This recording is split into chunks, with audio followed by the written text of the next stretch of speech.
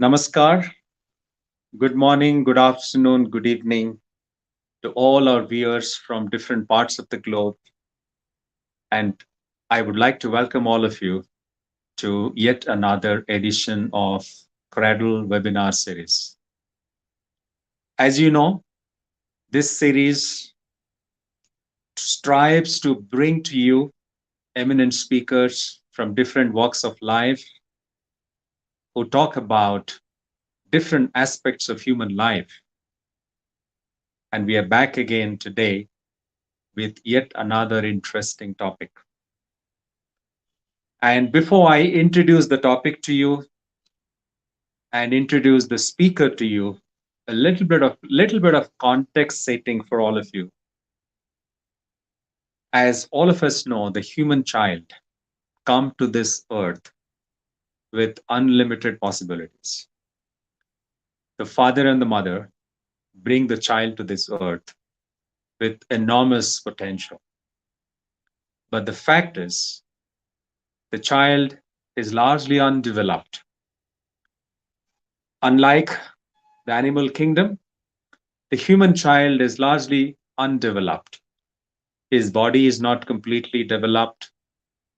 His brain is not developed. His heart is to be fully developed. His mental faculties are yet to be developed.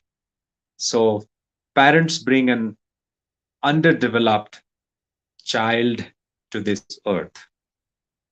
Now, how do you transform this underdeveloped child into a fully developed adult who can unleash his or her potential? What is the role of the parents in making that happen? Friends, today we're going to talk about ideal centric parenting. That's the topic for our discussion today. And we chose this topic for the simple reason, while we have talked about various aspects of human life in the past in this Cradle webinar series, including environment, stress management, need of a master in life, and various other subjects. But we felt it is a child who grows into a future citizen of the nation. That's why transforming the child into a fully developed adult or human being is an extremely important subject. And that's why we have chosen this topic today, ideal centric parenting. To engage in a dialogue today on this subject, we have got a very eminent personality. This gentleman is right now a very senior professional, a senior executive in an IT company called Paya, based in California, US. And he is working there as the vice president engineering. He's a technology giant. He's an expert in the space of technology and engineering. And he has got many patents to his credit. He has contributed immensely in this space. But this technological giant, this expert in engineering, is also an expert in human engineering. The inner human engineering is a subject that he is very passionate about. And he talks eloquently about various aspects of human life, including transformation of human personality, including how to make life meaningful and purposeful, and various other aspects in the human area is something that he is really passionate about. So he's none other than Sri Manoj Patra, Vice President Engineering, Paya, United States. Now, I would like to welcome our eminent speaker today, Sri Manoj Patra. Namaste. Hello. Namaskar. Good evening, Mr. Patra. We are absolutely fortunate and privileged to have you on the Cradle webinar platform today. And most appropriate person to talk about this subject. Though you are an engineer by profession and a very eminent technologist, but you are also somebody who is passionate about this subject, the inner engineering of human beings. I We I may also not. believe that we have chosen the right person to talk about ideal centric parenting. So, welcome to the Cradle webinar series, Mr. Patra. Thank you. It's nice to be here, and really look for. I hope I can meet with your expectations. I don't claim an expertise on the Mr. subject, but Patra, yes, can you hear me? yeah, I I can hear you quite well. Can you hear me? Are you able to hear me? I can hear you quite well. I can see you also well. Yeah. Can you hear me? I can hear you quite well. Unfortunately, I can't hear you. Can we check others in the anyone else in the studio if they can hear me? I would request the admin team to confirm if the audio is working fine.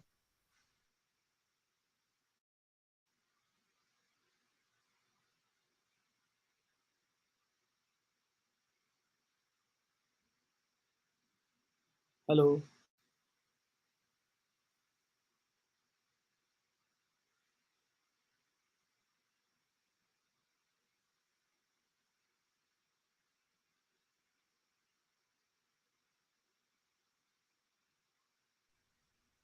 Can you hear me now? If Sridhar? someone in the admin team can confirm if we can hear Mr. Patra, if there is any problem with his connection. I can try leaving and rejoining. Should I try The that? viewers, I think we're experiencing some network challenge at this moment. While we're trying to sort it out, just give us.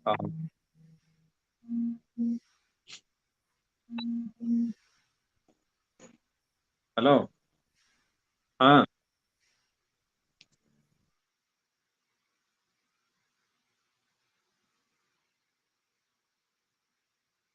Okay. I'll just wait here in the studio.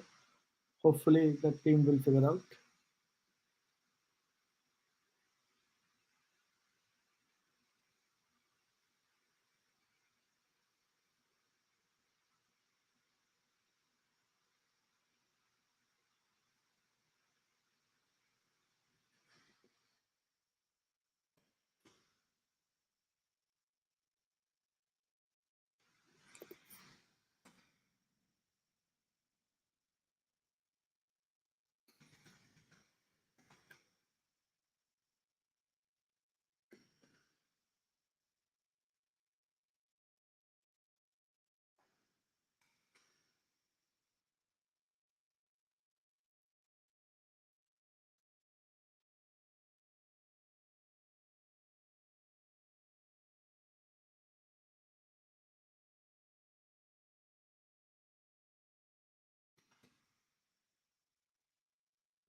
So I think there is some tech issue there. But the topic chosen for the day about parenting is definitely a very important topic. I don't personally claim any expertise on the subject, but having children of my own who are like in their teens, one of them in late teens, we have some experience. But more importantly, because of a guide that I have in my life, a spiritual guide, and some of the other gatherings that we have related to his teachings, I would say I would like to share some thoughts around this topic. It's a very important topic, and it's also a growing social problem. If we can look at it from that angle. So in the U.S., there are some statistics that have been collected, and they are a bit disturbing. Disturbing in the sense that, can with these statistics we consider a society to be most advanced society in the world? I mean, some Americans feel that US is the most advanced country, the kind of lifestyle they can offer to their citizens, the kind of security people can have here, and so on. But on many dimensions, when we gather the statistics, it doesn't seem to be the case. The number of mass shootouts that happen in the world is the highest in the United States. On an average, there is a, a random shootout incident that happens every week here, and several people are killed. The usage of drugs, narcotics in schools. I'm not even telling about colleges. In high schools, that's children in the age band of 12, 13 years to 17, 18 years. This is middle school and high school. Middle school maybe a little less, but in high school, especially from 14, 15 to 17, 18, this 4 years of high school sees that one out of every four child has had substance abuse. So they have taken some form of drug or the other. Some of them maybe just a couple of times, but many of them get addicted right from this early age. One out of every five child is in illicit relationship before they graduate from high school. So these problems are definitely some kinds of problems that will make people wonder, are we really living in a civilized, advanced society or not? And when, when authorities here try to probe into identifying what is it that leads a human being to pick up a gun and then shoot at others without any consideration, they find that invariably one of the causes that is listed is disturbed childhood. So, disturbed childhood or lack of appropriate parenting is a major cause. We should definitely, therefore, like to understand what is it that means good parenting, why is parenting important, how do we raise children properly, how can we invoke the good qualities in a child and make the child realize his or her fullest potential rather um, rather than getting into the web of complexities and degrading oneself, right? So this is an important topic. I'll wait for questions from Surjada. Hopefully the admin team has sorted it out. Um, okay. Many things. So I think they're still taking some time. So let me keep ruminating on the subject. So the subject of parenting is so important. Like people come up with ideas as to, is it always the case of, is the cause always the parents or the society has a role to play? What is the role of peer pressure and the guidance that children get from their compatriots, from their acquaintances, from their teachers in the school, and so on? Does the culture of the society have a significant role to play? And so on. Yes, probably there are many factors, and all of these have some role or the other to play. But what are the major roles, and what is it that can be actively done by parents to ensure that the ill effect, if any, of this companionship does not really mar the basic qualities a child has? And how can we ensure that? When we walk, when we learn to walk, we initially learn to balance ourselves. I mean, like every child would, every parent would say, "My child has started walking." They become happy when the child takes the first step, and they see that the child is walking on soft surface. Even if the child were to tumble and fall, it should not be hurt. So you select a carpeted surface with soft surface and all. Slowly, the child will start walking on flat surface, on a hard floor, and the confidence grows. But eventually, the child will meander out in the world, in the wilderness, will walk in the park, or will go for hiking, and hiking may not always have trails.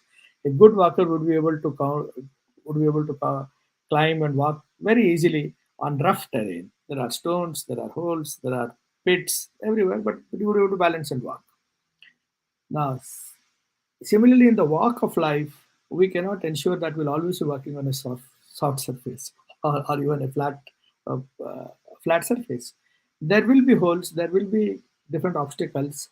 We have to meander our way through in an efficient manner. If if there is a slippery portion in the patch, we should be able to slip. If there is muddy, we should know how to make ourselves cautious. So now I see Surya Bhai. Surya Bhai, are you able to hear me now? Yes, yes, I can hear you. Okay, Can cool. you hear So me as well?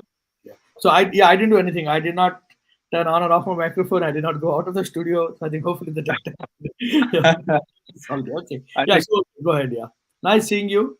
And thank you. Like I was just telling, like I don't claim expertise on the subject, But yes, I would be very happy to share some thoughts based on my own experience, based on the guidance I've received from my spiritual guide, and how we see, and based on the observations of happenings around me. Okay, please go ahead. Yeah, thank you. Absolutely. Thank you so much. I think I happened to listen to some of your perspectives when I was out, and then I came back, rejoined the session. So picking up the thread, I would like to ask you this question. All of us know, we have read from our childhood that human beings, every child is born with unlimited possibilities.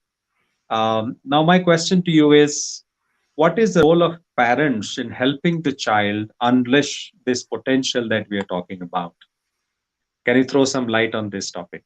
Sure, sure. So it is true that every individual has some individual distinctiveness. Like no individual in the universe is exactly like another individual, and that includes genetically cloned beings as well. The phenotypes are different. It takes the genetic makeup, it takes the phonetic makeup, it takes a lot of factors to define an individual. Now, when a child is born with great capabilities. We need to harness, we need to guide and goad the child to be able to rise on those capabilities. Now, what can be done? Good parenting is a basis on which good children grow, or people become really the great human beings that we desire to have. A good parenting means a lot of things. How can a parent bring up his or her own children in the best way if the parents don't understand the differentiation between the right from the wrong? And we all get bogged down by various activities, responsibilities, and when a person is confronting one's own challenges at that point in time, um, one becomes a little less sensitive towards others' need.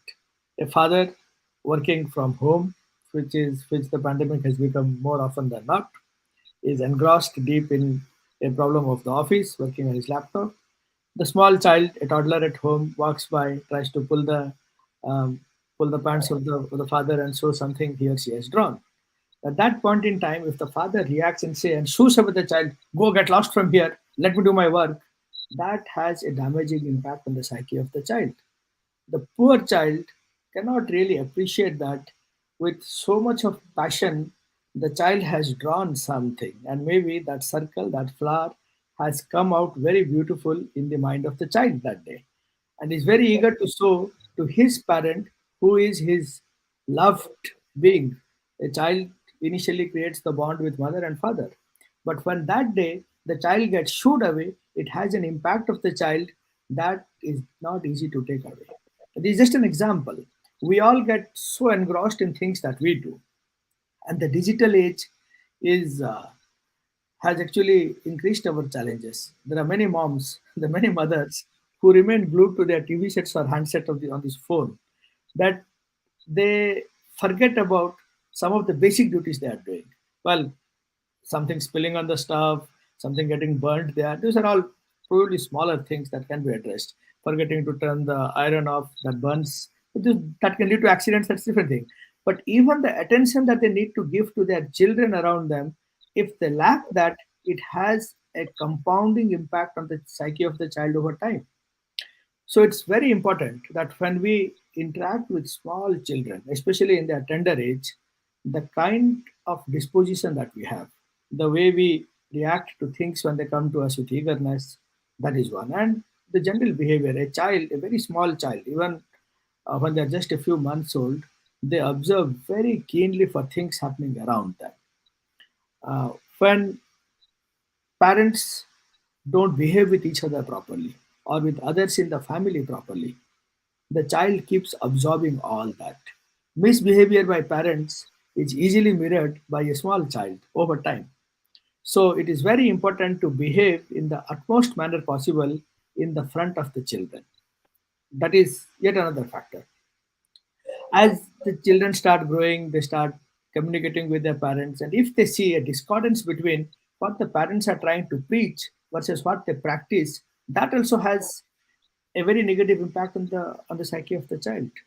If they see the parents may have lesser number of principles that they follow. But what they say and they follow, that creates a concordance in the view of the child, and the child starts respecting the parents more and more. Whenever there is a discordance, the respect over time will diminish, especially when the child goes to the school and is exposed to different philosophies and different ideologies. So it is very important that at a tender age, the parents take steps to cement that, to ensure that the child has enough strength as a foundation that when the child goes out, would be able to handle any opposing philosophy or ideologies very strongly and well. So parents themselves need to be strongly attached to a love center in their life. Based on the guidance of the center, when they control their own behavior and they instill the same things into the children, we have a hope that children will be initially nurtured with that strong foundation. So there are many aspects. Yes, so it is some children fall, they remain back behind acquiring the fullest potential because the initial nurturing has not happened well. You see, take this example, that if you we may have the best of seeds, the seeds have sprouted in a nursery. After after that, there is a first stage of transplantation. They are taken out from the nursery and put in a garden bed and nurtured there. During that phase, after sprouting, if the nurturing is not good, if the saplings do not get proper nutrients and they grow a little and they are retransplanted to a bigger land with good care, fertilization, and all that, the the fruits produced by such plants will still not be the best. So rearing is so important. I mean, everything, germination of seed, the quality of seed is important.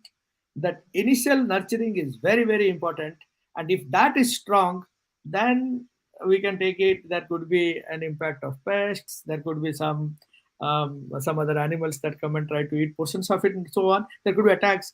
The tree, once it takes the roots and becomes stand, will be able to withstand all that. There could be storms, there could be rain, there could be various things from nature or from animal world or from man world. The tree will be able to withstand a lot of that. But in that initial stage, if the nurturing is not good, the tree, and tree is just an analogy. It is true for all life forms.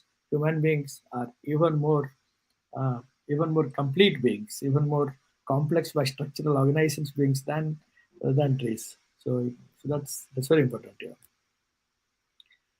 Great. I think you talked about nature and nurture.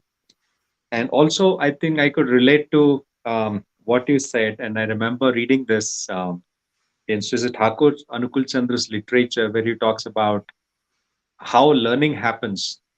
And the process of learning involves stimulus and response. And as parents respond to different impulses from the environment, children quietly observe them, the way they respond, and then they pick up some of those responses themselves. And as the parents expose their children to different stimuli, the children also learn how to respond. And in the process, their mental faculties get developed. And I think it's a very interesting ideas that you have shared. How parents can really contribute to the character building of the children.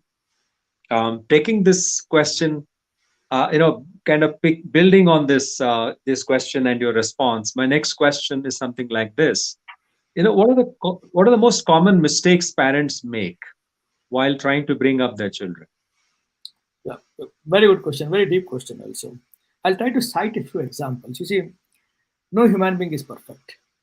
And many times, like, even though they don't wish to do it, parents indulge in activities that actually does not do good to the children. So I am also a disciple of Thakur Anukul Chandra. And some years ago, when we had our former Acharya Dev, Sisi Dada, I was seated there next to him like many others. And then suddenly we heard the wailing of a child, about 4 or 5 years old. And this small child, maybe about 3 or 4 years old, a toddler. So toddler, when they learn walking, they like to explore here, there, and all. A child was walking and fell down. We stumbled upon something, and when he fell down, the child started wailing. The mother became very conscious that the child's cry was sort of disturbing that environment, the communications we are having listening to him. So she ran, she made the child stop crying. But what did she do? She actually stamped her feet several times down on the ground, saying she beat the ground, which made the child feel hurt, and the child calmed down. When that mother came and sat, Shishi Dada called her nearby and asked her, "What did you do?" And she said, "No, the child was crying and disturbing you, so I let her come." How did you do it? He asked, very lovingly, but there was a type of sternness in his voice. So she said, "No, I beat the ground several times and he became quiet." They said, "That's not the right way." Inadvertently, the message you have given to the child is that if something hurts you or someone hurts you, you retaliate and beat back and beat. So that is the teaching the child has got. When the child grows a little, the child has learned that whenever you feel hurt from someone, you have to retaliate and try to give back. An eye for an eye, a tit for a tat. So this is not the right way. See, this is a very small example, the kind of mistakes parents do, even though they love their children a lot. We've done that. Two individuals staying under a house will have differences of opinion on some subject or the other. It is very difficult to find two individuals agreeing on every subject. People opinionated. We want people to form strong personalities, so on. That also means when husband and wives live in a house, there will be differences of opinion and disagreements. Now, how do we handle these disagreements is very important. When a small child sees his or her parents squabbling, fighting, arguing, altercating, depending on the level at which these arguments happen, that impacts the psyche of the child. So Sri Sri Thakur has very clearly said, if children watch their parents fight, it is a sort of recipe for their disaster. You should not do that. Many other things, like I mentioned briefly about practice versus preach. Let's say parents have prayers or good meetings in the morning and the evening. They try to educate their children of the highest ideals, not to speak the truth, not to lie, and so on. And the father has, let's say, borrowed money from some lender, whether a bank or a friend, someone. And when they call, ask the child to pick up the phone and tell them my father is not here. Let him not come now. So what's the impact on the child? The child will pick up the phone and tell whatever is the small child. The child also notices that my father is right next to me and is asking me to tell on the phone, tell that person coming, I am not at home. And few hours later, the father lectures the child, be truthful. You have eaten cookie from the jar, admit it. Don't lie. That doesn't gel well with the child. He says, Right. well, I ate cookie from the jar. You are asking me to admit that, but you are asking me to also tell that you are not at home. These are the things, and these are all tender age. Even when the child grows a little, there are like, so parents have to be very cautious about their own behavior and inter-behavior. If there are elders in the family, whether visiting or staying, the kind of behavior parents have to their elders, a daughter-in-law to her parents-in-law, or a son-in-law to his parents-in-law, or his parents, this is very important. The children observe that. If we don't behave the best way, they will not pick that up. There's one other mistake that parents do, and I think like we should definitely explicitly mention it. And this is siding by the child when the child is at fault. If a child has done some mistake, maybe fought with somebody, snatched somebody, hit someone while playing, or done something, and is accosted by a senior person, maybe a friend, a neighbor, or someone. If it's a teacher of a school, then even worse. And the parents cite the children at that point, that is that is not going to do any good to the children. But Thakur says that even if the teacher accosts a child for no mistake of the child, the parents should not support the child, rather explain to the child sympathetically that okay, it maybe you do not do it, but because you are caught for it, that there is perhaps a hidden blessing for you in this you learn more. So this kind of explanation has to be given to the children, and siding with the child and picking up a fight with the people who is trying to mend the children is a very wrong way. Some parents do this because they love their child. They don't want to. There are actually unions here nowadays, and in parent teachers meeting in many urban societies, they continuously say that Teachers, physical beating perhaps has its negative impact. We don't want to say, but they have snatched away the rights from the teacher with time. That a teacher is afraid of even appropriately accosting a child. Now, how can they mend the and help in the formation of the students if that happens? So eh, teachers aside, even at home, if one parent is scolding a child or sort of unhappy with the child, at that point in time, taking the side of the children blindly by the other parent is not going to do any good to the children. Rather, let that punishment period be over, okay? And then after that, explain to the children lovingly as to why it happened, how it can be avoided in the future, and how such good determination will help the child later in life. Those things will be good to clarify the concepts to ensure that the child actually become matures through that incident. So these are some of the common mistakes. There are maybe several other mistakes that parents do, but it's mostly towards behavior and all. Okay, yeah. Go ahead, yeah. So thank you. I think very, very insightful, Mr. Patra. I think what you really mentioned here is parents need to watch out for their own behaviors. And I think one Western philosopher said that there's something called mirroring effect. Mm. And if you really want your child to be good, then you become good yourself. Yep. And if you become bad, don't expect your child to become good, because the mirroring effect will definitely act on the child. Yeah. And the child will be an exact mirror of what you are. And he or she will continue to follow you and then imitate you and then follow you. Great insights, Mr. Patra. I will take the discussion forward. Right, I'll just tell you Um, there's one more mistake that parents do. I just came to my mind. I should tell this one. sure. Nowadays, like we are in a society where we promote formal education and paper-based degree education of everybody, including like males, females, everyone. And when some people become parents, they have these hidden ambitions that are not met with by them, and they want to achieve those ambitions through their children. So a child may not have an individual distinctiveness and a hankering to become a doctor, let's say, but the mother could not become a doctor. So she would force the child to pick up subjects to become a doctor so that she realizes her dream through the child. Now, this sort of forcing a child into a profession to meet with one's own unfulfilled ambitions is not going to do any good to the child. So this probably does not happen at a tender age, at a younger age. All subjects are good. If the child becomes first in this subject, that subject, they're very happy. But when the child grows a little, becomes a little older, then this is the problem of the parenting that we see around. Many parents, whether it is they wish that or they wish now because that profession gets the maximum money or has the maximum prestige in their eyes. So they try to force their children into this path, and the child has absolutely no inclination to go on that path. So that is yet another mistake that the parents, let's say the older parents, have to be conscious and cautious about.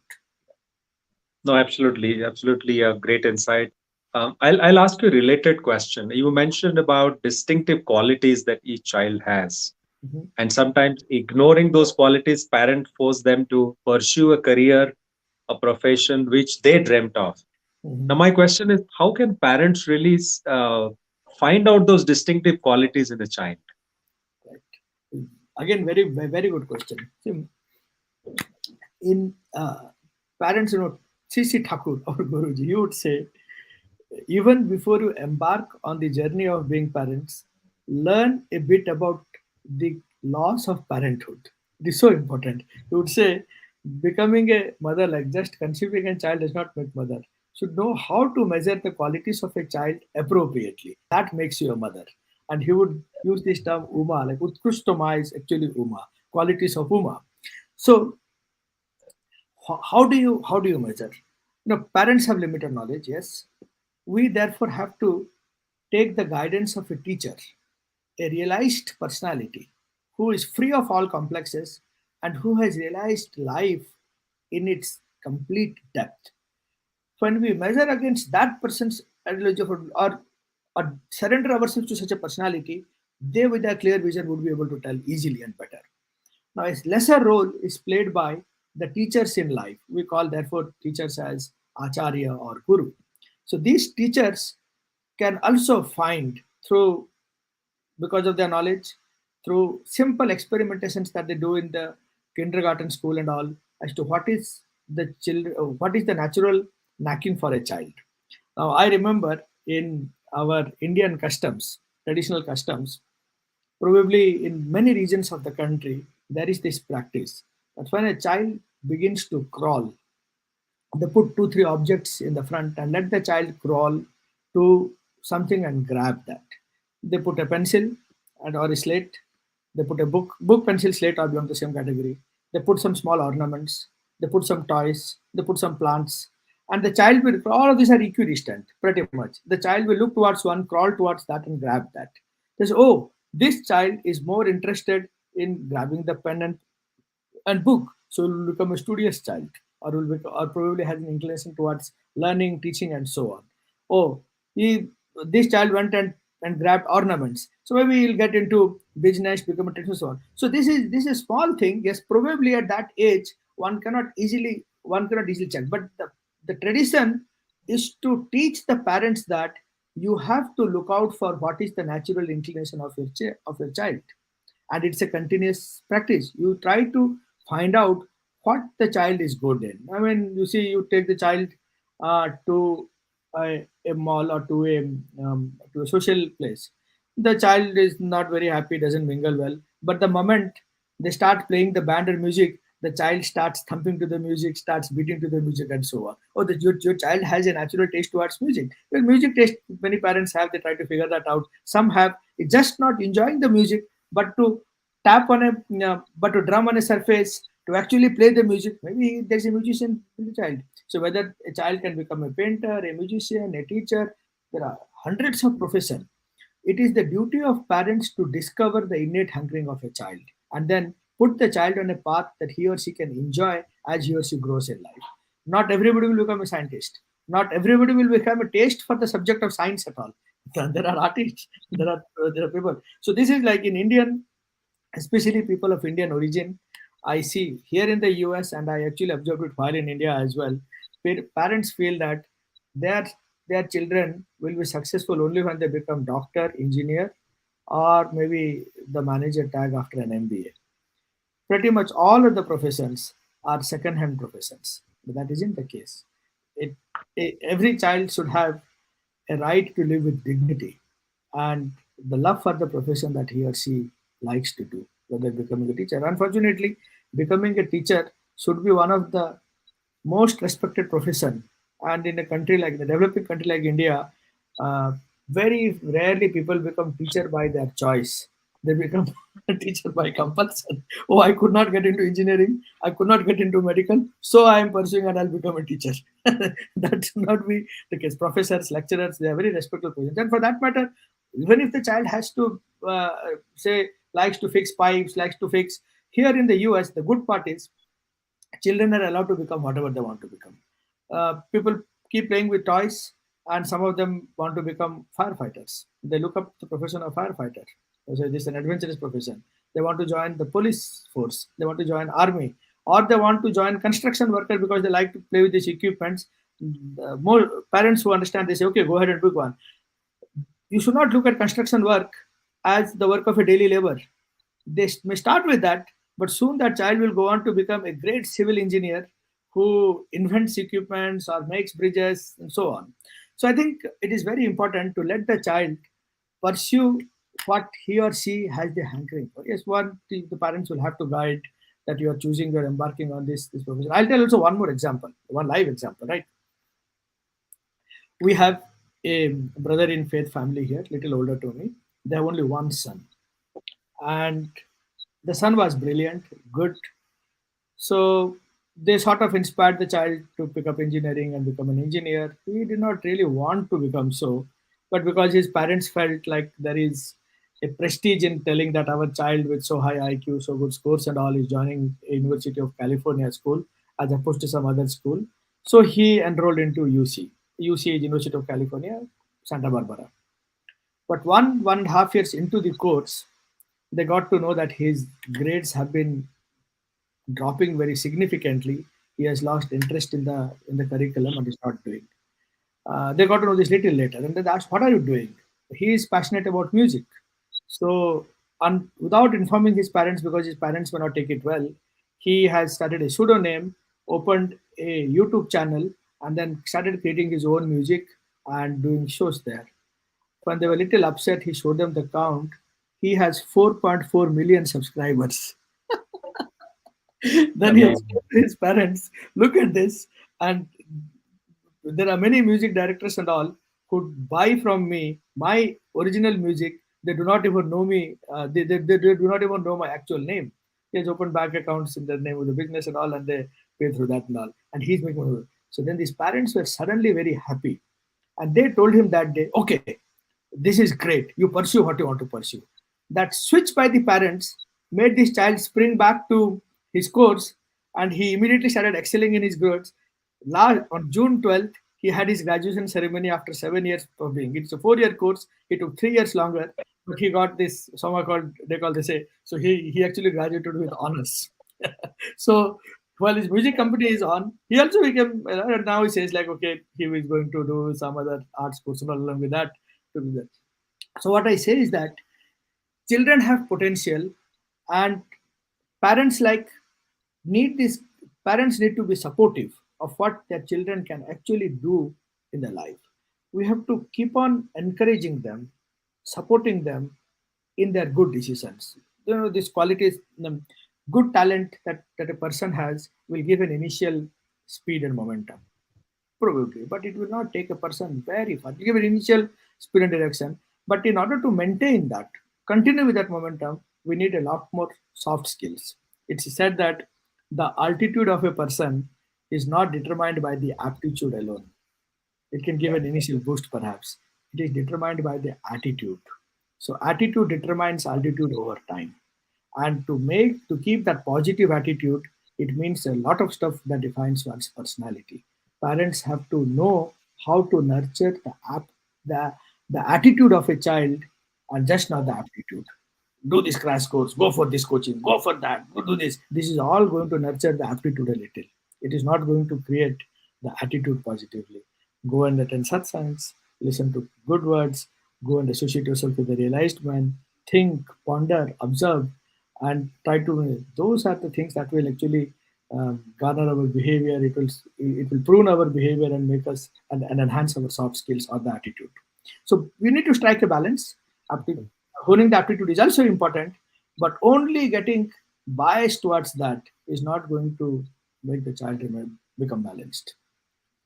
Awesome. I think a couple of key takeaways from what you said.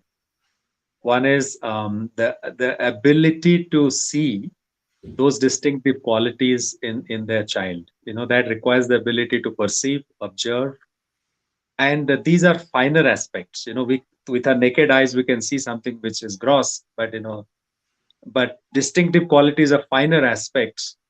And you mentioned that you need a master or guru who has the vision to see those finer qualities, what a normal human being without that culture and practice may not be able to see that. That's why it's so important to have the guru or the master who understands the state of evolution the child is at. I think that probably really makes the big I difference. missed a small point, which is the key point. These parents, the Dasgupta family, what brought about that change in their dealing with their children? They made a trip to Devghar and they spoke to their guru. And then he told them, behave, don't behave this way, behave this way. And that was the key in the transformation. So, as you say, like the realized person with that clear vision is who we need as Yeah, our guide. Parents need that. And the thing absolutely. parents can do is get the child introduced to such a realized personality at the right age and help the Absolutely. child increase one's attachment, one's regard, and devoutness towards that realized soul. Absolutely. Very, very enriching perspective, Mr. Patra. I'm personally impressed. I will move on to the next question. The next question today is a real challenge for parents. When a child grows into teenage, that's where parents really feel the heat. Yeah. At teenage, children become really rebellious. They become very difficult to deal with, and many a time parents really give up and they say we really don't know how to deal with our child. What would be your advice? How can really parents effectively deal with their teenage children? Yeah. So this is like a very good question, very relevant, especially people, those parents who are in that stage right now with growing children can relate to this question. Those with younger children, perhaps you already addressed them. So you see, when a child becomes about 12, 13 years old, biology says that the mind is matured enough to take decisions that can influence life. Now, we also know it is still not matured enough to take big decisions for the society. No country gives the voting rights. Voting rights is considered as a very prime political right through which you can select your leaders that can shape the future of the country or the region. They don't give voting rights until you are aged 18. You cannot handle big equipments, any motorable vehicles, and all until you are of that age. Now, this age between 12 to 19, the so-called teenage, is also a rapidly formation age of any child. There are physiological changes in the body. The endocrine glands, some of the endocrine glands becomes very active. They help because they influence the thought formation.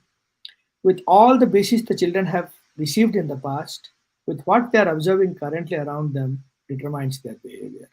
But there are some traditions they have been following, but they have not been explained the necessity of those traditions or the significance of those traditions or the positive aspect of those traditions. They have just been following mechanically. Now, when they read or get to know something opposite to those traditions, there is this rebellious thought as to why are we doing this? And if they cannot question that properly, it shows on their face that they don't want to agree or align. Now, at this stage, parents should not become hopeless or impatient. It's very important. You know, in our ancient Indian customs, it is said that in different age bands, children have to be dealt with differently. You can side a child, you can maybe speak at a higher in a higher tone when the child are small. After they cross this age, you have to deal with them like a friend. They are just another being on this planet. Maybe our children, yes, but they are other being. We have the parents have to learn to respect the opinion of the teenage children. That what you say is important and it has to be addressed. Dismissing them, saying, ah, you don't know anything. Many parents have this bad habit of saying, starting with the sentence that you don't know anything. It isn't true. A child is going to suddenly close one's mind the moment the parents start with saying that you don't know anything. The child feels that he or she has gathered enough knowledge to speak on the subject, whether it is to manage the finances of the home, whether to buy a car A versus car B, or to go to a place X for vacation versus Y. These are the things that they start giving their opinion on. As a small child, they won't bother. You catch their hand, take them to any place, whether it's a beach or a hill station, doesn't matter. Now, when they grow old, they will start sharing their opinion on all these decisions for the family. You have to go to a marriage function of some friend. And if the child has an idea about how the crowd is going to be, what customs they are going to follow, he or she may feel comfortable or not. Now, in such situations, respecting their opinion to first listen attentively is very important. We are listening to them. Most children, they close their mind when they get to see that the parents are not even open to listen to them. That is one. And we are living in a society where children, they are growing, they will make friends, they will make friends of the opposite gender. And when they try to tell this to their parents, if parents immediately react, then the child is going to become closed and perhaps get into illicit relationships. So understanding parents will be open to listen to what the child is about. Maybe the child at this age will become little adventurous and will do certain activities that the parents may consider as perilous to their safety. Oh, I've learned how to bike, but while biking, he's also wheeling or leaving the hands and doing. And you get to know this. Or maybe amidst a group of friends, the child has tried a drink or a smoke. Well, if you really want your child not to become a drunkard or a smoker, addicted smoker, then the first thing the parents should do is not to react to this incident when it comes to their light. It's very important. If the parents react, then they are sort of maybe that suppression and oppression has this risk of slowly piping up and then venting through like a volcano through a hole when there is a vent hole. So suppression and oppression does not lead to reformation. Understand that. What leads to reformation is is explaining to the child the concepts clearly and raise that realization. That is what is. You say both. The child has to understand that why it is not good for me, and hence how to remain away from that. So it's very important to have to be friendly, to listen to them and guide them accordingly. And the parents have to be resolute and determined in their own pursuit. I will continue to follow the right path. I will explain with patience, I'll explain with calmness, I'll try to make my children understand. Not and personally, like one has to be very, very ruthlessly honest with oneself. What I cannot teach anything to my children very strongly if I don't follow that.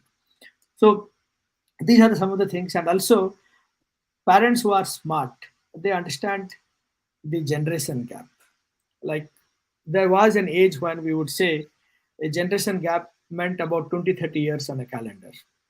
The kind of dress we like to hear, the kind of music we like to hear, the genres of movies I like to see, the kind of books I want to read, these all define a generation. And it would take a few decades for these things to be replaced with something very drastically different.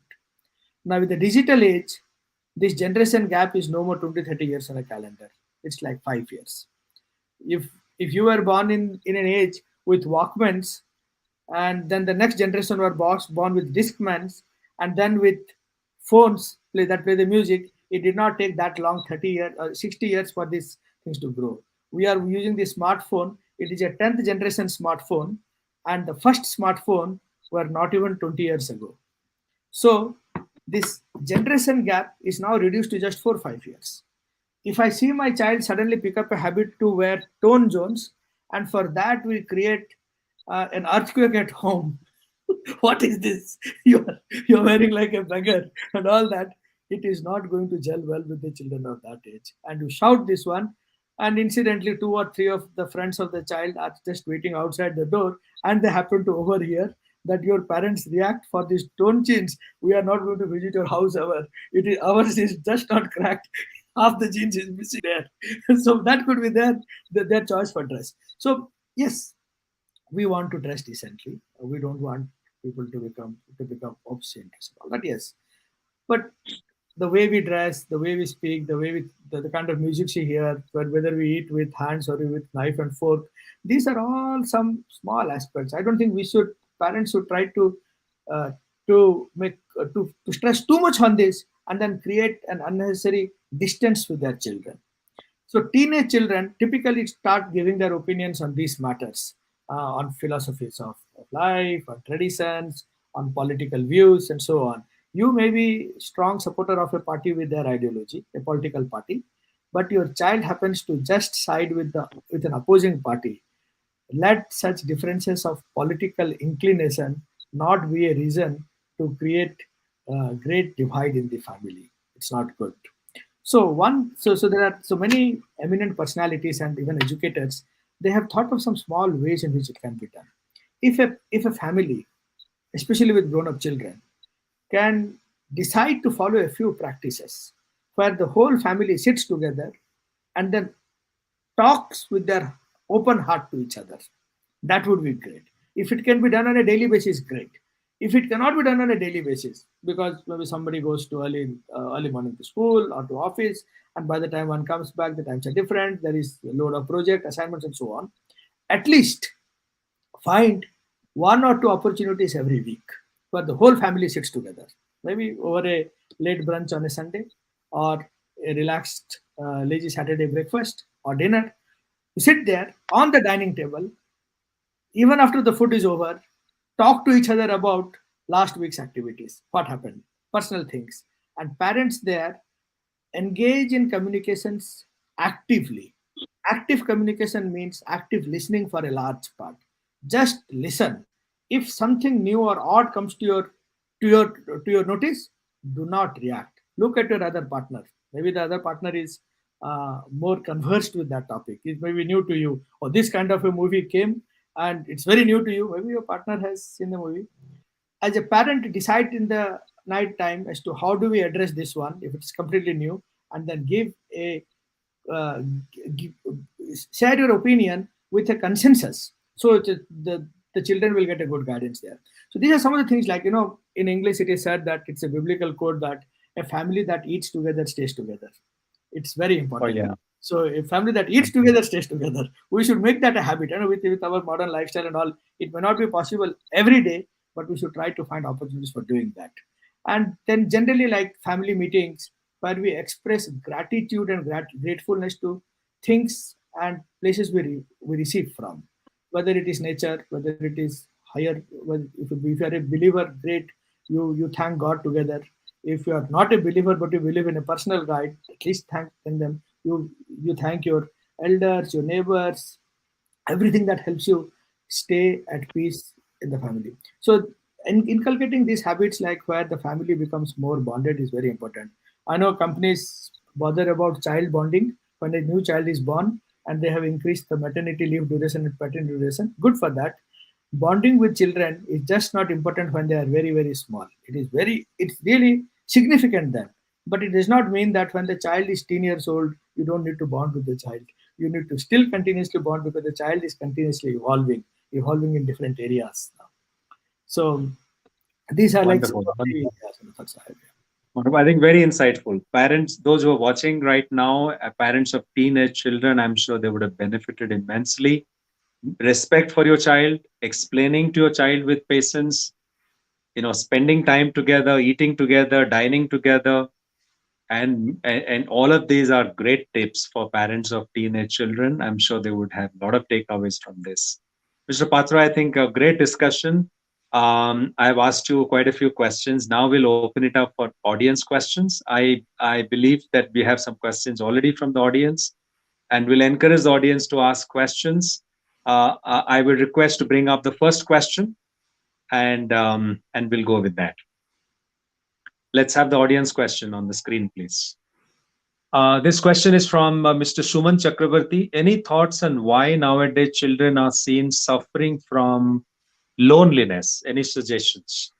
Yeah. So yeah, this is a child, or for that matter, actually any human being, can feel very withdrawn on community. So this is like my observation. One is, if you don't get along with what is happening in your immediate neighborhood, like you join an office, you're part of a team, and if what the team is pursuing and the way they are pursuing is not something that you naturally gel with, you lead yourself to a stage where you feel very withdrawn. We Whichever place we spent a large part of our daily life has the largest influence. It is but natural, right? If you go to a school or a student, if you're a student in a school and you're pursuing a course, the teammates or batchmates that define that course primarily. You hang out with them, spend all. And if you don't gel well with them on various things, you go to there could be cultural differences. Certain things will be new. You go to outside the subject hours when you meet with your friends, and they discuss about a baseball game continuously or basketball, and you just don't happen to know about baseball, basketball. You don't have anything, so you feel a little less involved there. Now, uh, these things, and especially when the children also see a lot of disparity in what is being told to them at their home versus what they see outside. This is yet another reason why a child feels very confused in his mind. Oh, these are certain things I've been following, I've been liking, I've been told to follow this and all, but this is not what is happening outside. So reality versus theory seems to be growing. This is yet another thing that makes child very confused, and people then get withdrawn into a shell uh, in that state of confusion. Now, right thing to do is to positively engage a child in some activity that comes to them. So, regardless of where people are, regardless of the ideologies they follow, everybody says that there are certain things that is good. If you go and join a group that is engaged in cleaning creeks and parks and all that, because they are beautifying nature, they are clearing the streams and all that, nobody will say it's a bad thing to do. If you join a team that goes and especially plants seeds and saplings and trees in open barren lands and tries to nurture them, people won't say it's bad. Well, the amount of time you can spend on that is something. So pushing a child to do activities that is to that innate hankering is also considered as positive for the society is one way to get the child out of that. And a child like maybe is not very comfortable in his friend's circle, but he can easily excuse and say, oh, okay, this Saturday I'm going to join and work with this group XYZ. We are going to a nearby forest or a semi-urban area and we're going to do this activity. That's great. It's respectable. So I think identifying such causes which are higher than one's individual needs. And when I say one individual is not just me and my family, it is beyond our need. It is a need for the neighborhood. It's a need for the society. It's a need for mankind. So the higher the cause be, the more we can engage in that, the feeling of loneliness goes away from that. When we try to solve problems for others, we suddenly realize that our own problems are small, midget, pygmy, tiny, so minute, they sometimes become completely negligible. So when we engage in a higher cause, our own needs, selfish needs becomes very, very small. The real reason for loneliness is a person has not been able to engage in a higher activity. One is just subdued by thoughts of oneself, me, mine, and that's where we're confined. So alleviate this. Loneliness, depression, they go hand in hand. We don't want to waste our time, this golden opportunity of a lifespan. We want to make the best use of every second that has been given to us. It's a gift from nature, it's the gift of life.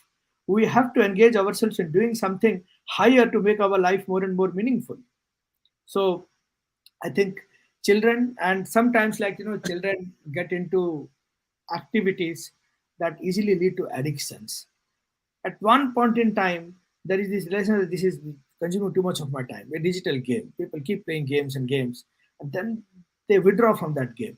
Withdrawal symptoms are often seen as a lonely period of life. You have withdrawn, and this was so addicted that you are spending hours and hours every week on that activity. Now you suddenly given it up, but you do not know what to do with that with the extra time that you have. So people get into lonely thing. And one should also, as a parent, also watch out for the kind of books your child is reading, the kind of movies he or she is watching, the kind of friend circle he or she is in, and try to listen to them and connect the dots as to what kind of thoughts are playing in their mind. And if you know that, if you as a parent, you understand but you do not know the solution, discuss with another friend. And as Surya Bhai and myself, we say, if you have a guide in life, nothing like it. You are already like in a situation where, oh, this is so big a problem, then you directly go to the Acharya Dev or your Guru. But many times, like, you probably don't want to disturb him or her as your center for every small things. If you have your own friend circle, your own brothers or mothers or sisters in faith, you can discuss with them, and one of them might have been through the same incident or similar incident and share his or her experience with them. Fortunately, like people who have done well for others, who have done good for others, they would have a circle of friends that they can rely on. They can get good guidance, and then ultimately we have our own guru who can guide for extreme cases. Yeah. What you're saying resonates with me. A person can be so loneliness is like having your mind in a prison. Yeah. Your body could be free, but if your mind is in a prison, Yeah. there is a sense of loneliness. And then you exactly talk about it, that if you are not engaged in a higher cause, Yeah. you, of course, one is going to feel lonely. Right. A And the very, thing, very powerful thought. right, I told this because they're the child and still they have not reached the epitome of anything that they're pursuing. Even Right. elderly people, big people, and so-called grown-up people can also lead themselves to loneliness. And one major cause Right. I have noticed is we try to climb the professional ladder of success very rapidly. I mean, there are many people who are so ambitious they want a promotion every year. If it doesn't happen every perm cycle, they feel bad. Well, there are only finite number of rungs, finite number of steps on a ladder that you can rise. The moment you become CTO, CXO, CIO, CCO, or CEO of a company, what happens 4 5 years after that? You became a CEO of a company at the age of 32. Okay, good. But what is your state at the age of 37? I have seen n number of people here who are like grown up my age. They are so depressed and lonely. They would come to meetings earlier, meetups earlier, and they don't show up. If you try to knock on their door, which is not possible in the US, you actually give them a buzz or call. And finally, when you speak to them and they do open their heart, you get to show how lonely they feel. Now, climbing this this ladder of success in the professional world does not guarantee complete success. I mean, these people are also parents and probably to subject. If a parent himself is very lonely, he or she cannot give a great guidance to one's teenage children at home. The child may get into various incorrect things, but the parent is not mentally healthy enough to even consider that and guide that. So we have to remain our society. When you pull such people with their renewed energy to do something outside their needs, it can rejuvenate their life. It is very important. I would say it's very important to find a higher Absolutely. purpose. Absolutely brilliant. Brilliant response. I will request the next question to be on the screen, please.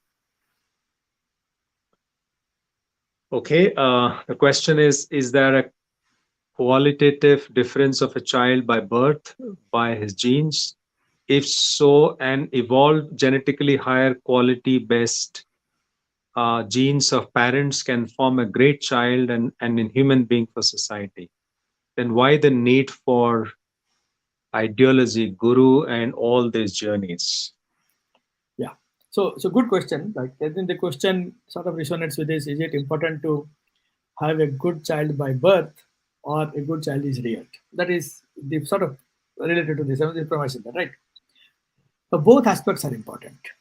You see, genetic makeup of a child is very important for defining the physiology of the child and to some extent the mental makeup of the child as well, but not completely. See, this was at one point in time it was felt that it is genes that control our attitude, our behavior, and every aspect of a life. So when cloning of human beings is still considered to be inappropriate by most societies, right? Human beings have not been cloned, at least not in the recorded knowledge of medical science. But other mammals have been cloned. The first cloned mammal was a sheep named Dolly several decades ago. Since then, horses, rabbits, many other mammals have been cloned, and they're regularly being cloned. When the first sheep was cloned, they expected that because genetically the mother sheep and the child sheep are same, they would have same taste, they would have same physical features and same taste for the kind of grass they liked, for the kind of open or closed and cage that they are put in they liked, the kind of fear they had for wolves or dogs would be similar, and so on.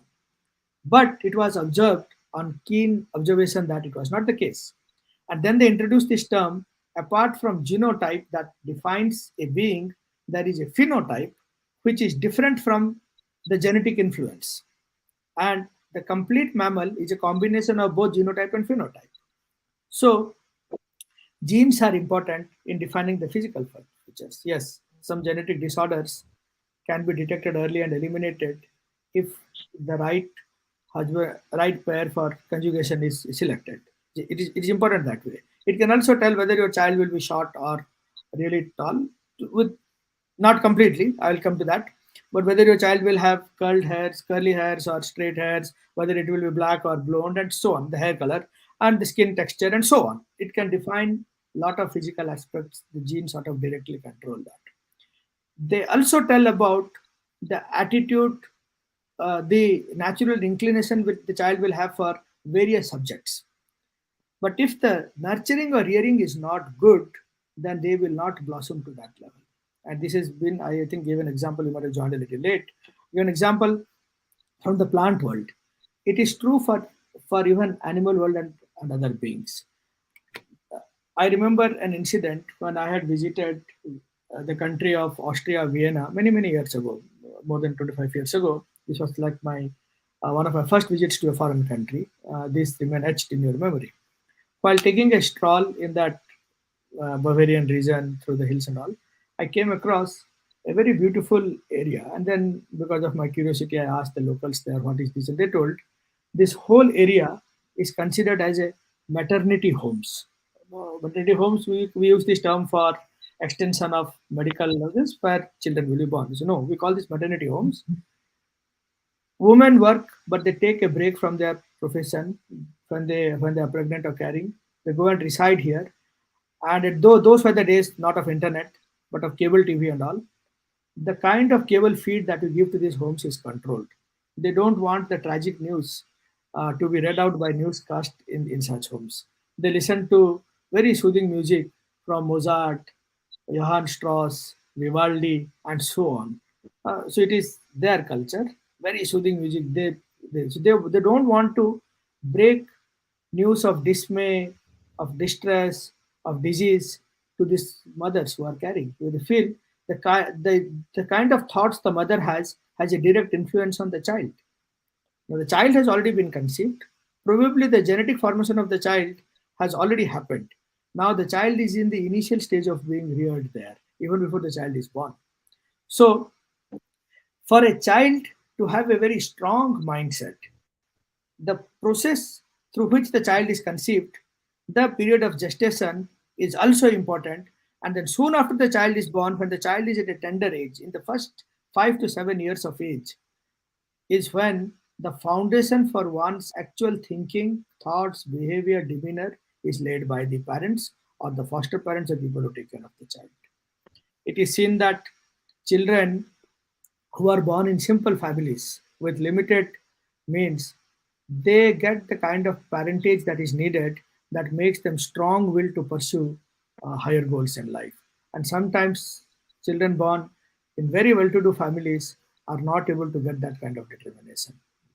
So both are important. It is very important to see. I don't know whether the person who has asked question is from satsang family or not. We've been telling that we. So my Guruji, he was once asked by a person that so and so person is a gardener in the house of the judge. But the judge's child is being convicted of a felony, and the gardener's child is going to become a police officer. How did this happen? He was asked. So because Thakur would say a lot about giving birth to good children. Yes, I said yes. Children have to be given. Good children have to be given, but we have to create a platform where such children can actually arrive, can take birth. But rearing is very important. He says this gardener would I look at the judge with lot of respect. Every day he would come and tell his wife, "My babu did this. My babu walks this way. My babu eats this way. My babu did this." My babu did. He created a sense of great respect for the judge, and his simple wife continuously looked at the judge following the ideal principles and would inculcate those principles into her child. Unfortunately, the judge's own wife did not see her husband in that light. she would not she would not tell such high things about his father to her son.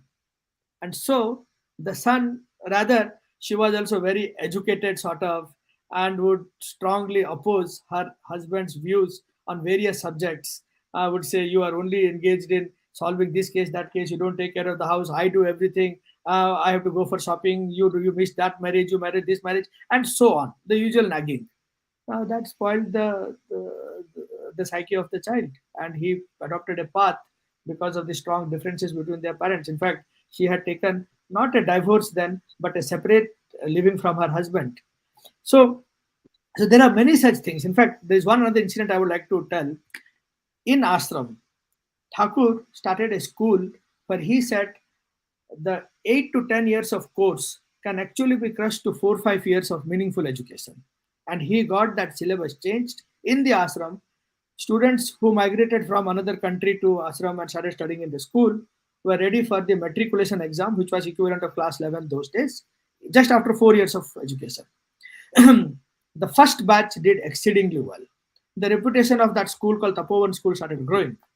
More children started getting enrolled there in ashram and even students from outside ashram. After a few years, there was one child who was caught cheating in the school, and this was like something astounding for the reputation of Tapovan Vidyalaya, Tapovan School. The moment this news was broken to Thakur, Thakur said, "Oh, what a blunder the father caused so many years." Then people ask, "What happened?" He says, many years ago, in a state of agitation, the father hit the mother. The child was very small then. That very sight of the father beating the mother was so impactful that many years down the line, when this child, not having been able to find time to study for the subject, actually feels like doing cheating in a subject. So where is the cause and where is the effect? Now one can, who can see the cause and effect across time zones, across eras? We need a possibility of that. So to your question, both are important. You have to ensure that good children are given birth to, but at the same time, the right environment is created for growing and rearing and nurturing them. Now, how can we get the right environment without the guidance of a guru? We need someone with that clear vision. The importance of guru cannot be overemphasized. Now, in the Western world, they call it as mentor. When you join a new company, regardless of your position, they find mentors, and a mentor mentee relationship and mentors program is run in several weeks in some companies to several months. I worked in big giants in Google, in Microsoft, everywhere we realize. Now, a mentor, they know you may be good in so many other things, but when it comes to using our tools or processes, you need a person to guide you through that so that you ramp up very quickly. Now, think about this. Our life is a continuous ramp, is a continuous ramp. We are actually growing slowly, steadily, taking every step onward, upward, forward journey of life. It is onward. We need someone who understands this ramp and can make us continuously walk on that ramp. And that is why we need a guide in life. It cannot be overemphasized. Thank you very much. Actually, we have overshot our time, so we'll probably just. I see a lot of questions coming up, but we'll probably just pick up one question before we wind up our session today. This question is from Mr. Deepak Kumar Das. How to connect the child with a goal that elevate their inner being for a purposeful life? It's a great question. Thank you. It is Mr. Das. I know we have a lot of respect for him. It's nice to see a question from Mr. Das. I'm sure, like Mr. Das, he himself is so achieved and accomplished in his life. He has probably put this question here for a larger learning, for so that others can also benefit from this. Right now, I say one important thing is this: parents love their children a lot. We all do. But we should realize that all our knowledge is still limited. I don't have the same kind of clarity and vision that a realized person can have. And that's why I accepted a guru. If I really love my child and I want the child to be guided even much beyond and after I am gone, I need to inspire my child to latch on to a guru of his own. It's very important. If if my child is under the guidance of an elevated being, then I can rest free. It is very important to understand that. So Thakur, when our Thakur would say in one of his couplets that if a child may have the highest level of respect and reverence for one's own parents, but it will not bring complete good unless there is also reverence grown towards one's spiritual guide. পিতা পাতায় শ্রদ্ধা ভক্তি যায় রেখো না, ইষ্টানুগ না হলে কিন্তু আনবে না তা সম্বর্ধনা. Sambardhana here means positive evolution. A child will not be able to evolve to a higher level unless one is also attuned to the principles of a spiritual guide. So parents should therefore willfully, consciously try to inspire their children to accept the guru. It is best done at an age when it is still an age of formation. And that is why we say an age like 12 years, 13 years, when the mind is just becoming mature enough to understand about concepts, but is still tender enough to be retransplanted, like that sapling, is when we have to make the child hold the hands of a guru or a guide. So that is one important thing. And if you have a central guide, we will also realize that overcoming disagreements on a dining table of discussion becomes easier. See, we are all guided by the same set of ideologies and principles. So this is why we should follow this, and this is why we will not follow this. Maybe this pursuit is okay for people from other culture, but given our traditions, given our historical practices and all, we would rather follow this. So it becomes easier. So it's very important that we, as parents, make our children also understand the importance of guru and then adhere to one's own guru very strongly, stoutly, and in a well-determined manner. Thank you so much. I think it was very, very thoughtful and insightful. Thank you, Mr. Patra, for this wonderful deliberation. You talked about uh, various aspects of parenting. You talked about how to bring out the best in the child, how to, recognize the distinctive qualities in a child. What are the common mistakes parents make and how to avoid them? You talked about how to deal with teenage children. You talked about how to, bring a good child to this earth in the first place, and then how to rear the child into a perfect human being. I think there is a wealth of knowledge that the viewers have gathered from this deliberation today. Personally, on behalf of the Cradle webinar series team, I would like to profusely thank you and express our deep gratitude to you for sharing such enlightening perspectives on this very, very pertinent and relevant topic. Viewers, we have almost come to the end of this session. Thank you very much for being patient audience and for being a very engaging audience. And there are some questions that may not have been answered today due to paucity of time. Do write your questions in the comments box. We'll try and pick up those questions and try and get you the answers. Do let us know how you like this session. Also, let us know the topics that you would want us to deliberate on future sessions. Thank you, Mr. Patra, once again for this wonderful perspective on this topic. And thank you, audience. Stay tuned and we'll come back very soon. Thank Thank you. you. Thank you very much, Good Mr. night. It was a learning experience.